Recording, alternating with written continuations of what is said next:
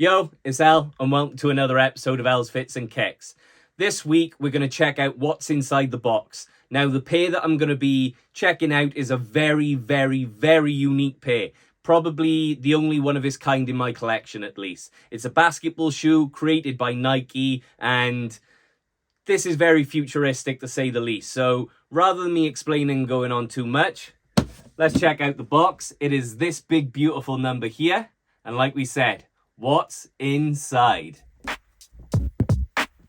These are the Nike Adapt BB 2.0s that released October of 2020. This colorway is called the Alternate Mag. At the same time, you had the Mag colorway dropped, and both pairs were inspired by the original self-lacing shoe, the Nike Mag, which was featured from Back to the Future 2. Now that they're out the box, as you can see here, you have the black with the white contrasting swoosh, the blue speckled print on the midsole, as well as the icy sole with the heat map charge marker.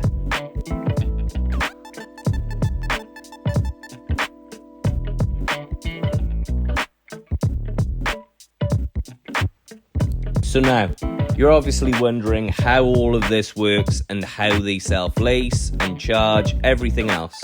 So first thing, let's get these outside of the box. And as you take the pair out of the box, you take out the paper and you have the Adapt booklet for all your instructions around the shoe and setting everything up right there. From there, just above, you have the charging wires and the plug. So this will be different depending on which region you've purchased them, but you have the plug there. From there, we go to the most important, the charge pad. So as I take this out, you will see that this is a wireless charge pad that can not only be used for the kicks, but anything that takes wireless charge also. So all you have to do is plug everything in and place the kicks on the charge pad like so, and they wirelessly charge.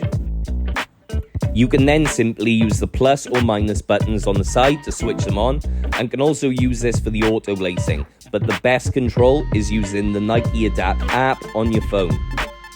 By connecting the shoes in the app, you can then control the tightening and loosening of the lacing systems, and even set different modes for fast access when it's needed.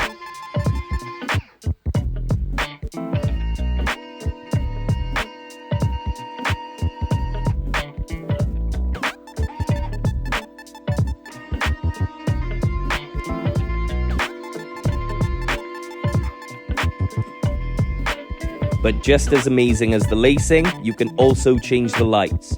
Throughout, you have a choice of colors, effects, and even presets which feature lighting from other pairs.